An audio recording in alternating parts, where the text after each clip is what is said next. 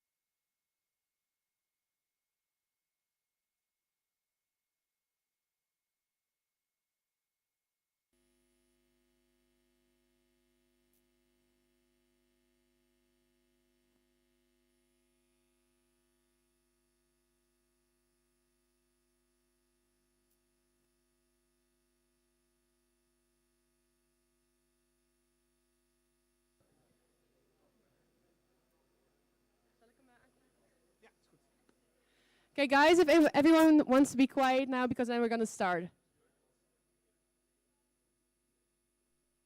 Hello. Hello, everybody.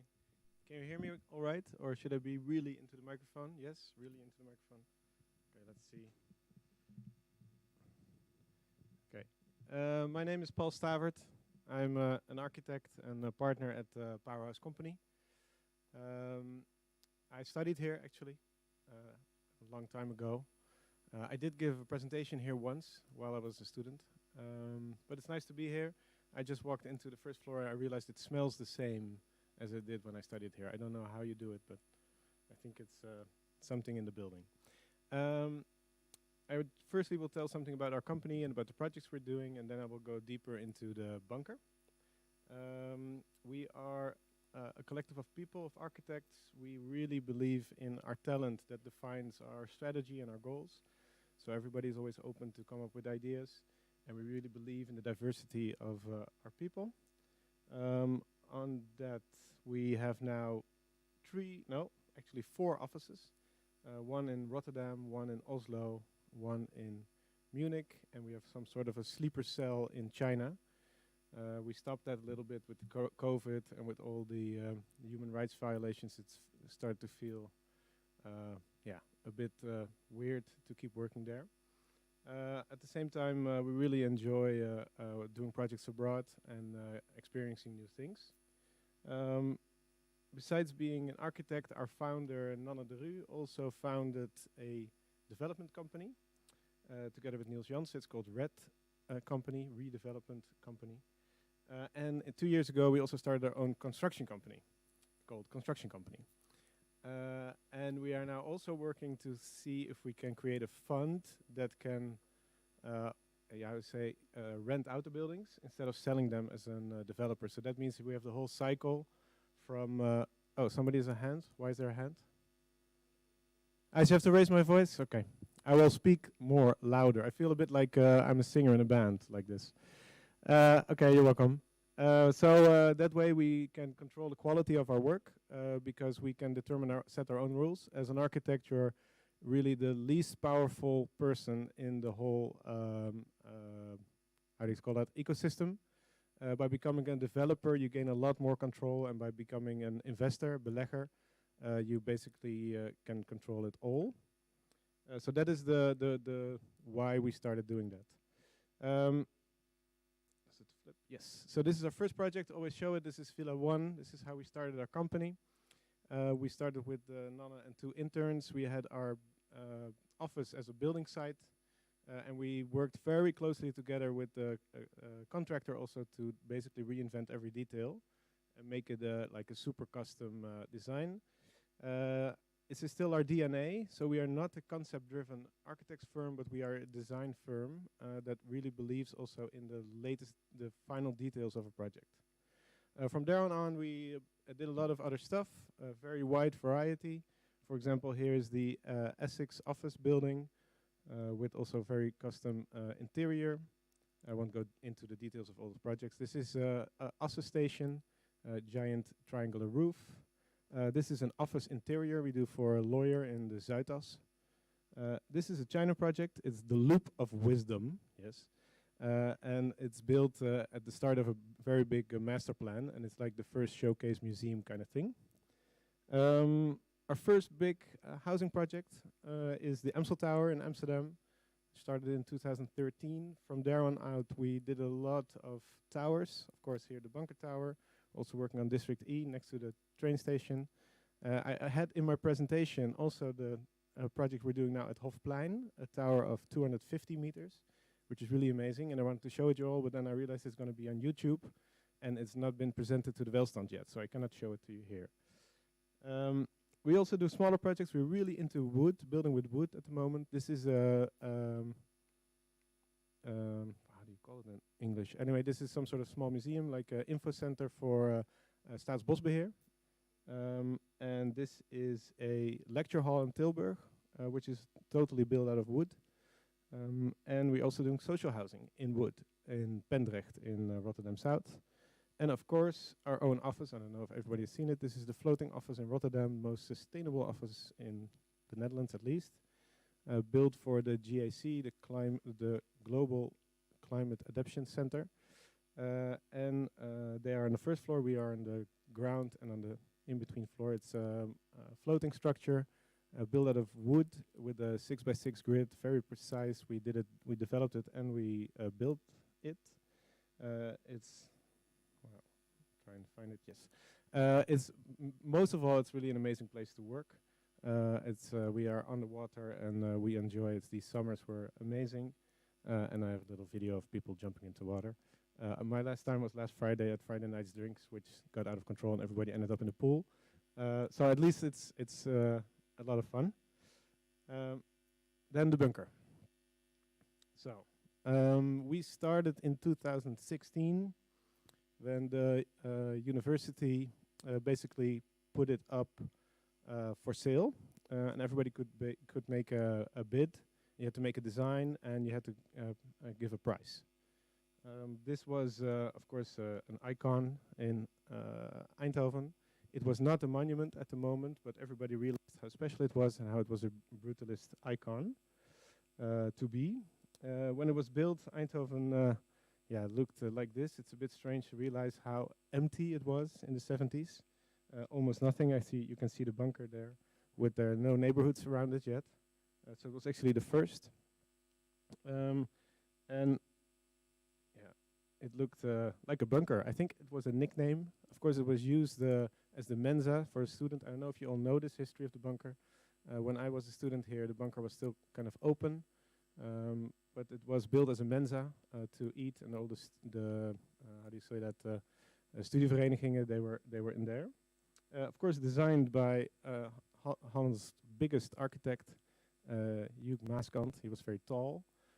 And he did a lot of really amazing brutalist buildings. It's really inspiring architect to read about. He was a bit verguisd in his time. He was not the coolest because it was a bit commercial. But actually, if you look at his buildings, are really pieces of art. He loved working with concrete, as you can also see in the bunker how it is built. It's horribly detailed to function as a building, but really amazing also to work with. Made these beautiful drawings, of course. Everything is, well, I'll go into it later, but here you see how this interior is also part of the design. And here you see some photos of how it was being used, also very old. And this is what we, when we started, what it was like. So it was already almost totally abandoned. And and it was totally out of use and out of shape. Basically what needs to be done, as I said, it's not only about, it was a competition, but it was also a price. And in order to come up with a good bid, the more volume you add, the higher your bid is going to be. I think you can all realize that. So this was for us very clear that to make a good bid, we had to add a lot of volume. And the best way to do it, we felt, was to create a tower. and we thought that fitted Eindhoven, and of course it was a little bit outside the city center, but we felt it was a good way to also, how do you say that, the strength of the bunker, we felt in its long horizontal lines, could also handle a tower. And there was enough space around it, so that's how we felt. I think you're Bernard Kolenbrander, are you not? No, he's not. Then I mistake. I don't know. There's Bernard Kolenbrander, who's a professor here, and I was hoping he was here. I have never met him. He challenged us on how do you build a high-rise on top of the bunker. And we had a whole discussion about it, and we did it sort of together, and it was a whole question about contrast. Are we going to make something in contrast to the bunker, or going to make something that is like a ambigu geheel, as it says here? Are they going to talk together? Are they going to work together? And inspiration for that, we were really into, of course, a lot of projects are where you have old and new is totally different. You can see it here at the Hoofdgebouw, for example, where they put like a shimmering glass facade on these concrete things, which is also really cool. But on the other hand, we were trying to see how we can work with the real design. This is a project by Rapp and Rapp, where you see how they work with these elements, these historical elements, and reorganize it into a different way. Also this project by Herzog de Meuron, a very modern, very new, challenging design, but also very much inspired by the Kappen. All right, then I will go to Maaskant. So Maaskant and the Brutalism is really much designed out of the eye-level perspective. And it's, if you look at his work, you see a lot of these things coming back. For example, this Technicon building in Rotterdam, super nice school building. And also in his interiors, and you see all his work, you see all the time, you see these perspective sketches coming back. And basically what we try to do is how can we go into that, and how can we figure out what these elements of the bunker are that really make it different, and how can we work with that if we want to add a new volume. So here you see this like two different perspectives, one of the Kennedy Laan and one of the entrance. Actually the building is very much in sort of organized in a totally different way. And we felt that this sort of Janus kop, this thing of something with two heads, is something that we felt inspired to work with when we were thinking about the tower. So in basically his first sketches, we thought about it that at one point it could be like really abstract and really strong, and on the other hand it could be a combination of blocks that sort of comes out of the volumes of the bunker. So here you can see our first sketches. We picked this Mensa place in the middle because it was very dark space also underneath on the ground floor, and that's where our bunker arose from. And basically we just started sculpting, making a lot of variations into how this volume breakup could be made. And ended up actually with these two perspectives, which are actually crucial in understanding the final design of the bunker. Because what we did is basically from the Kennedy Laan, if you enter the city, we wanted to make like a strong beacon, like one straight single line. It's also where the tower is its slimmest and most narrow. And on the other side from the city, where you have no towers in the background, for example, we want to break down the volume and let it come out of these sort of boxes that are in the bunker itself. So this is basically how we came up with the design of the bunker. And then of course you still have to design a lot of stuff if you only have your volume. We did that with a lot of tests, a lot of sketches.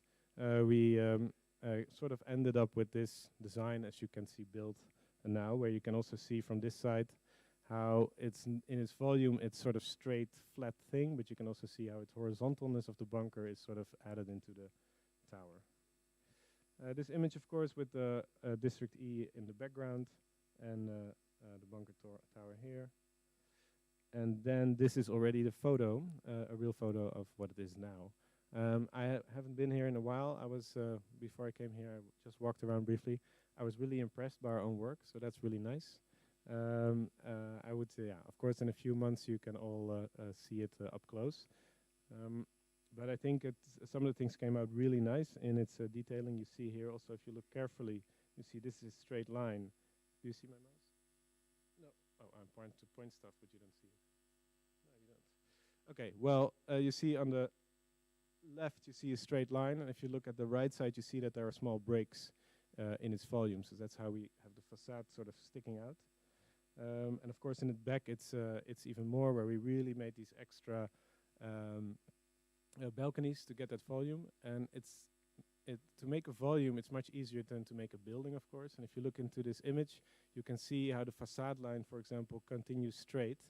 And we sort of masked or solved the problem with the volumes by adding these balconies to it.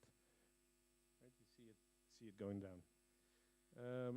But I think what does work very well is that it's these different blocks and that they are slightly rotating when they come out of the bunker. And its connection here, I think, is really working well with the natural stone and the old concrete. When the park is done, it's not done yet. It's designed by Steven Delva. This is a rendering. We feel it can be really special. To go deeper into this design, it's made by Steven Delva, I just said. And it's really about adding a green part to this a very green city, actually, that Eindhoven is, with the Dommel Park and all these sort of extra green pockets.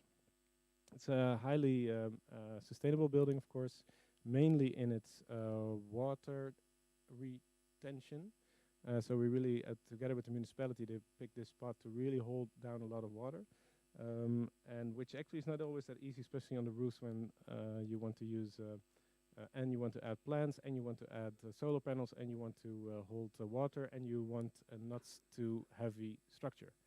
But the park around it is really amazing. We have a big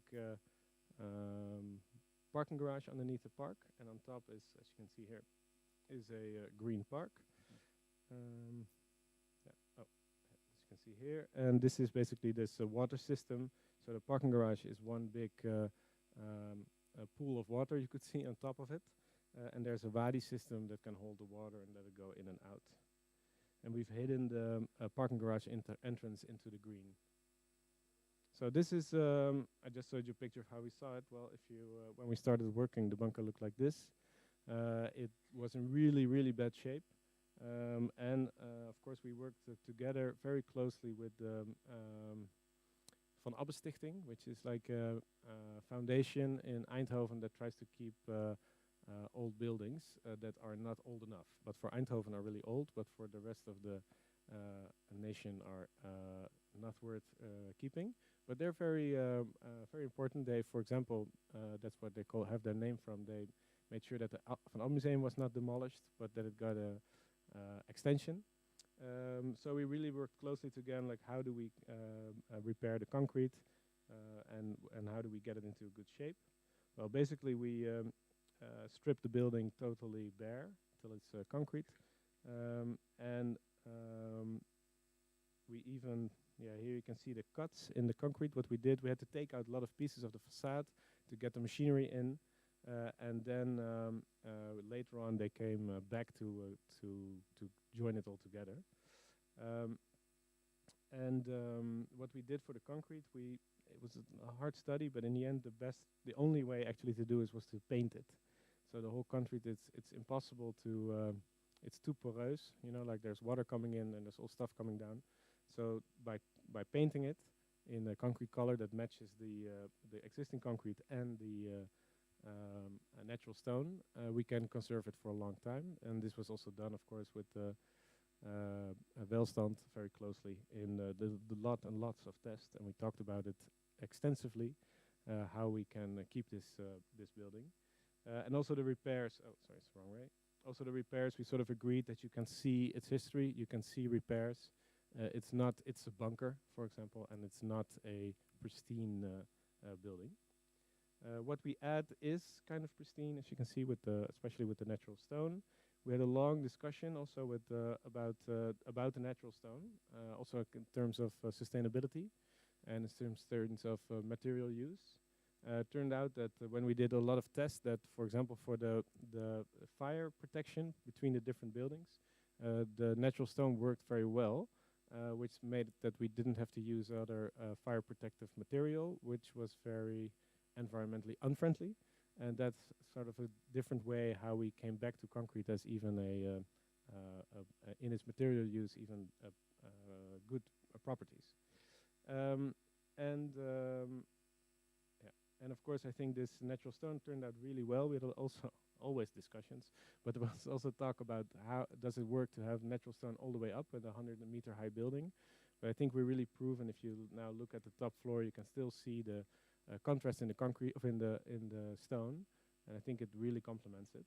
And then of course the wood that we use for the closed elements, which is something that's also now in the existing bunker. Just some really nice picture of how you see how the facade is changing. Then the interior of the bunker, also of course totally stripped. This is later turned into apartments. I haven't seen inside yet, but this is the idea what it will be. We also will replant all the big park that's in front of it, because I think that's the beauty of it. The old concrete and the plants are really a nice combination to live in. And then the apartments higher in the tower. Did I have a picture? Yeah. So here you see how it's built. So it's like a whole concrete structure. There is a for the inside balcony, you could see that there is it's just built on top of the concrete, because it's all tunneled and all built in one go. And then these balconies that are these extended volume. And here you see the building picture where you see the concrete sitting. I think one of the most amazing things, of course, about this building is where it's its views.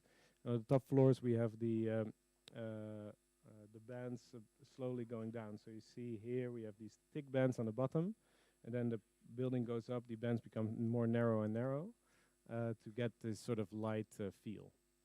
Well, and the thing is that I just told you in the beginning, the bunker tower was a municipal monument, or is now. There was not a monument when we started it, but it changed into becoming a municipal monument, and it doesn't work to keep only one part of the building a monument. So now when the whole building is finished, it's going to be a monument, which also means that our tower is immediately, and its delivery date, a monument. So it's the newest monument in town. And I see I really rushed through my presentation because I'm almost done. So give you more time to ask some questions and have some talks. I want to end on this. We asked Joep van Lieshout, which is an artist in Rotterdam we work with a lot. And we asked him if he could think of a art piece. And he thought it would be great to build a brutalistische aap, a brutal monkey. And sort of all these sort of cool sketches. It's totally out of his, he calls this brutalist, stylish, but he has not really a story for it. It just comes out of his crazy fun mind. And here you see him building it. So it's built out of sort of a foam and stuff, and then around it they will make the molle out of it, the conformal, and then they'll pour the material. I think it's going to be bronze. It could also be polyester. We are still debating on how much money we're going to spend on it. But it's going to be great. I think it's going to be a real nice extra feature for the park. And it's also something that is really cool that we can do that. Okay, so that was it already. Thank you very much.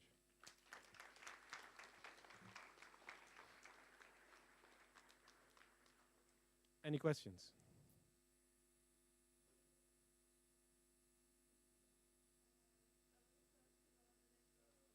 Yeah?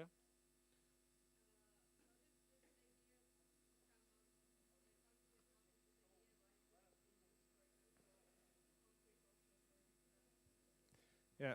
So the question is, why natural stone? Why not concrete? Or something else? Basically, because we think it's a really cool effect. And also, if you look at these old brutalist buildings, that of course the brutalist buildings were all done in concrete, but the buildings of the same era are when they had the money for it. They also used a lot of concrete, of natural stone. And we debated a lot of different materials, but we felt the natural stone was the cleanest, and it could really elevate also the existing old concrete into like this new shiny building, give it sort of a richness to it. Yeah, I think that's the main reason. We also debated to use a galvanized steel, which was then the sort of cheap option for it. That also has a sort of shimmering in the material. Because the thing with concrete is just we thought for the whole building it would be, yeah, you would need some extra kind of depth in it. Yeah. Okay. Anything else?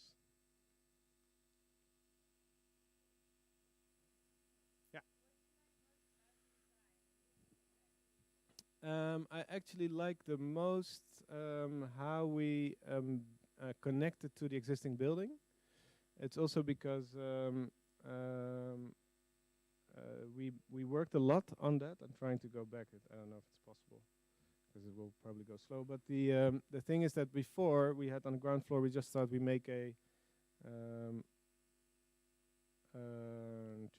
we make a big clean vliesgevel, like a glass facade.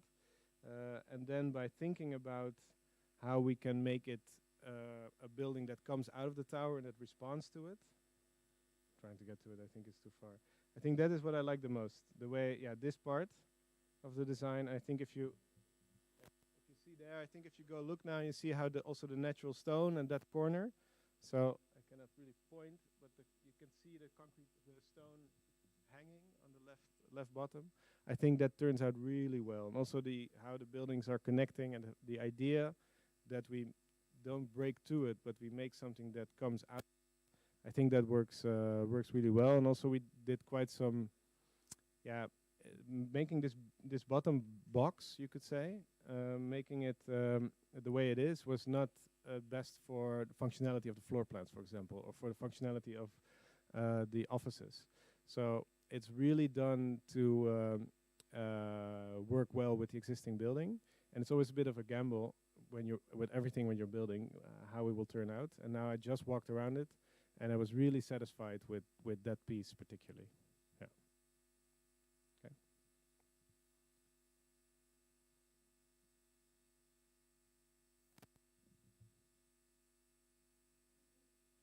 Okay. Well, first of all, Paul, thank you very much for the lecture. Thank you everyone for coming. If you want to ask Paul some questions, just one by one, just come by. I think he's very open to talk with you. If you need your My Future points, up the stairs, people are there with the scanners, so just come by with your student card so you can get your My Future points. And next I want to say, in 2 weeks on, we already have the second lecture of the year. It's by Broek Bakema. Thank you for coming.